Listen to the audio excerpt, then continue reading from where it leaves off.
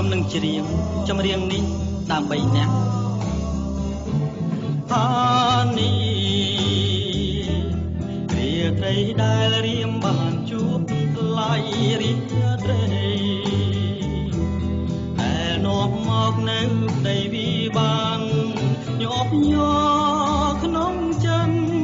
ដោយរូបស្រីមិនគិតអាណិតដល់រូបខ្ញុំលួចសំឡឹងនាងអានេះ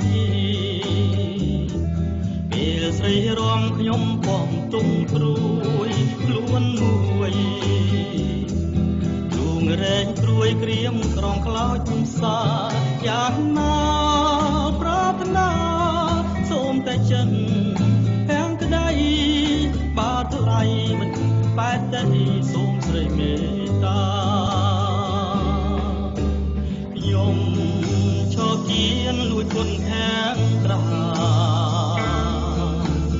ដូចឃើញតារាដែលរសាឆ្ងា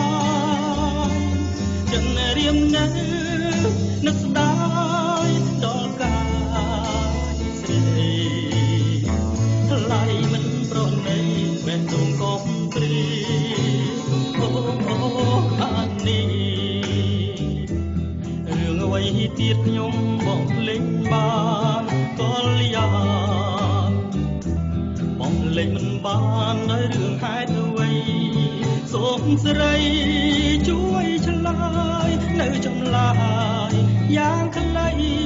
បើថ្លៃមិនបែកទេសូមស្រីមេត្តា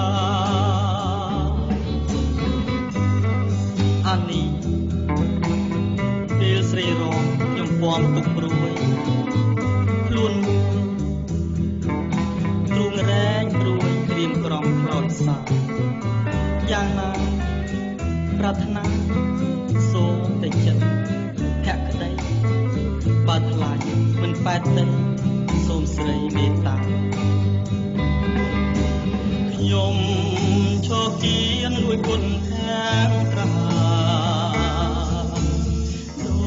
ចឃើញតារាដែលរាំងសាច់ឆ្ងាយចិនរៀមនៅនឹកស្ដាយដល់កាយស្រីថ្លៃមិនប្រណីបេះដូងកុំព្រីអូអានេះរឿងអ្វីទៀតខ្ញុំបងភ្លេចបានក៏លយ៉ាបងភ្លេចមិនបានដោយរឿងហេតុអ្វីសូមស្រីជួយឆ្លើយនៅចម្លើយយ៉ាងខ្លីបើថ្លៃមិនបែកទេសូមស្រីមេត្តាអានេះសូមស្រី